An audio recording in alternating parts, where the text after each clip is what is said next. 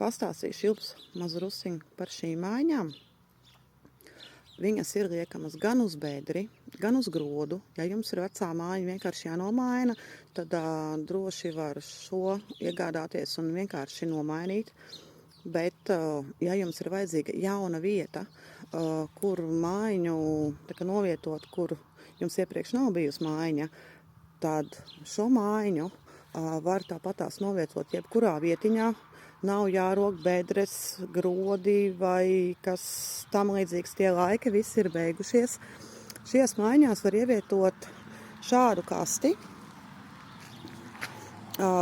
Komplektā visām mājām šī kaste nenāk līdz, bet pa nelielu cenu mēs varam viņu jums arī piedāvāt līdzā, kā arī jūs jebkurā celtniecības veikalā tādas kastes varat iegādāties paši.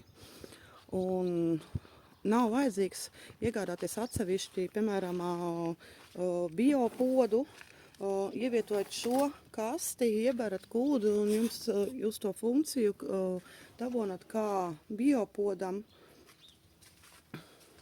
Tikai pa lētākām izmaksām, un tā kastei tā tilpība ir tāda, ka viņu pēc tam droši un viegli var izvilkt ārā no tās mājiņas otrās pusītes parādīšu. Tur ir tāda noņemams tāds vārciņš, ko paliek maliņā, un tad to kastīti var izvilkt ārā. Un nav vajadzīgi 2-3 cilvēki, lai to kasti varētu pārvietot. Pietiek ar vienu spēcīgu cilvēciņu, un tas arī viss. Un nav papildus vajadzīgas nekādas trakās izmaksas un tā kaut kā.